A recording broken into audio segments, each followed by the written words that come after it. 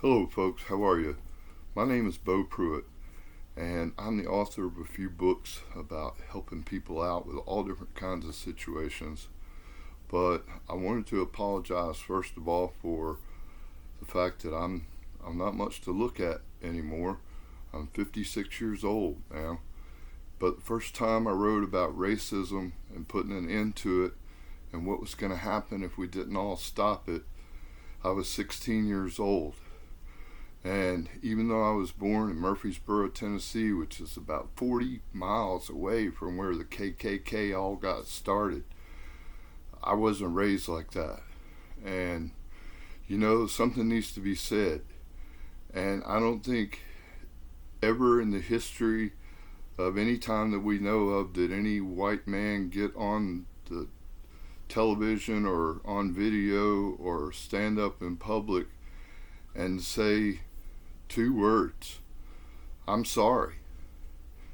I don't think there's ever been a public apology. And today I'm here to make an official public apology, number one.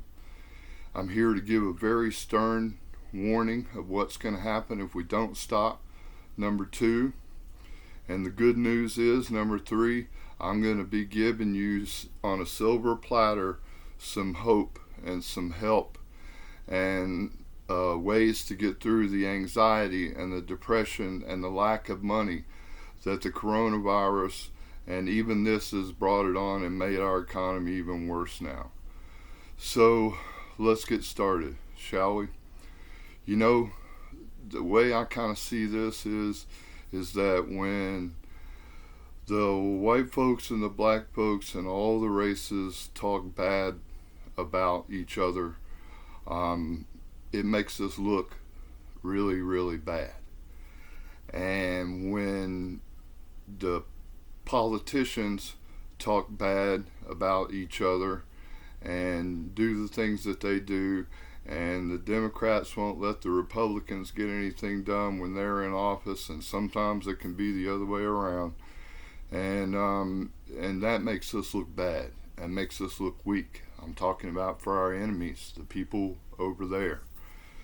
And then when the media chimes in and exploits all the stupid things that us as Americans do, and exploits all the stupid things that the politicians do, and absolutely bash them to death every night. They beat the president to death from 6 p.m. until the late shows are over with.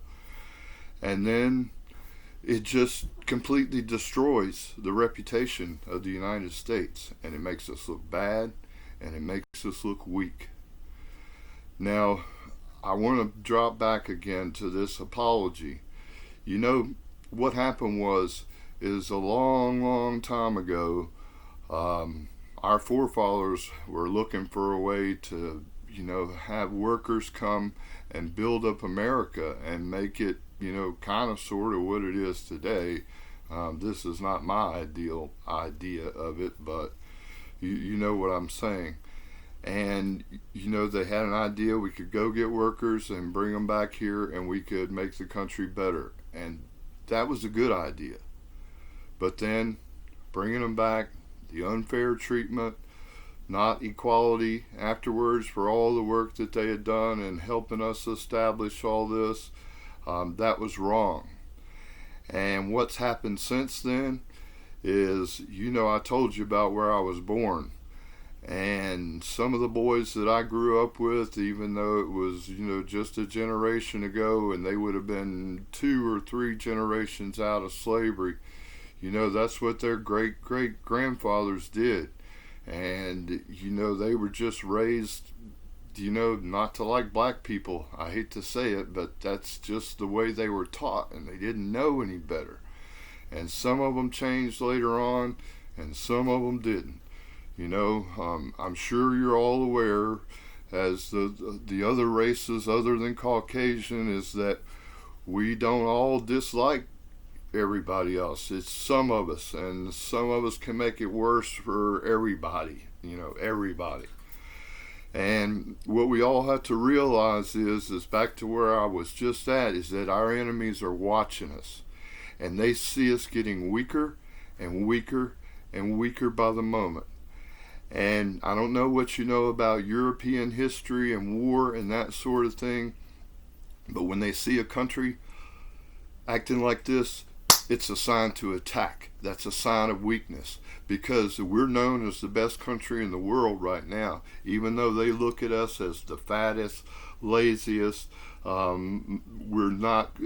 don't seem to respect what we have here, but they still know us as the greatest country in the world, but they want to be us.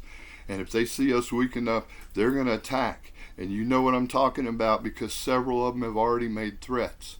Okay? And this is what's going to happen if we don't stop. Okay? So the bottom line on that is it going to be nigger, whitey, cracker, chink, spick? Are we going to be calling each other those names when we're all running for our lives? You know, when we're running side by side for our lives, and they won't hesitate to kill every one of our children, our mothers, our fathers. They'll wipe us all out, and they don't care, because they want what we have, and they're looking to get it. They've been looking to get it for a long, long time. Okay? So this is what's going to happen if we don't stop. So what needs to be said one good time, and then the other white boys out there need to catch on, you know, is I'm sorry. I'm sorry for what my ancestors did.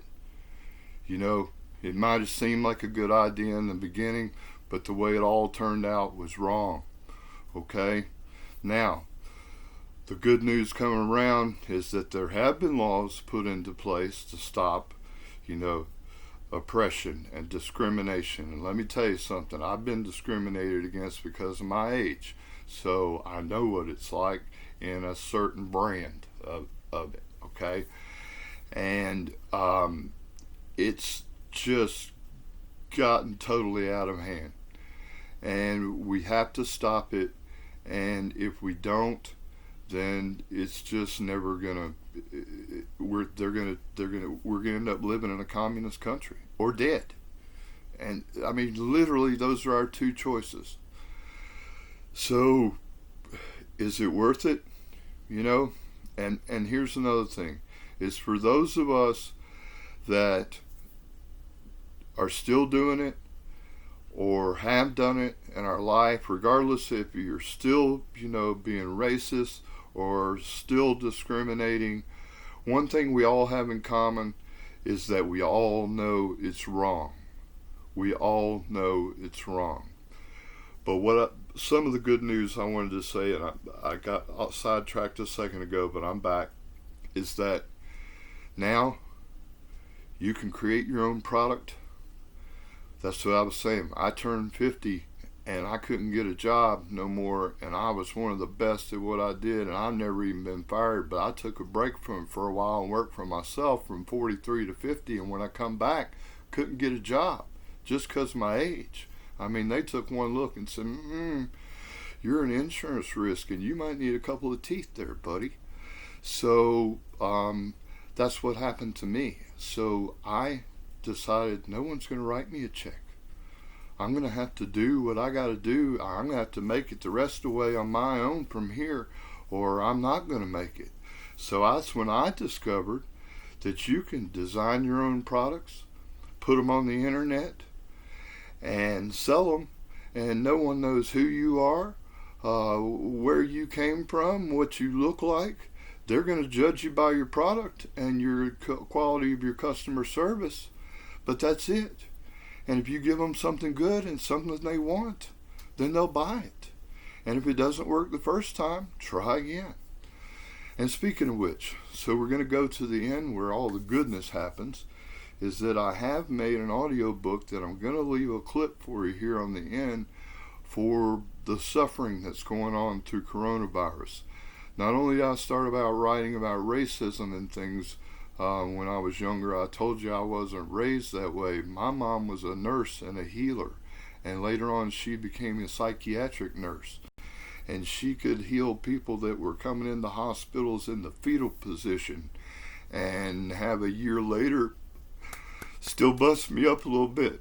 A year later, they'd be out working normal jobs and carrying on in society and doing it, And I became fascinated with that.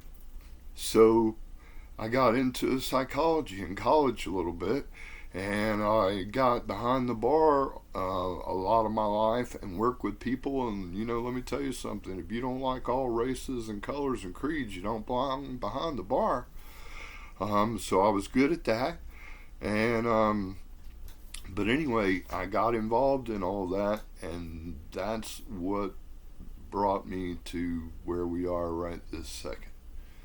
Okay, so I'm gonna leave you the clip to help with the coronavirus, and we're gonna get everybody some help now. I hope my apology means something, and I hope it's not the last one.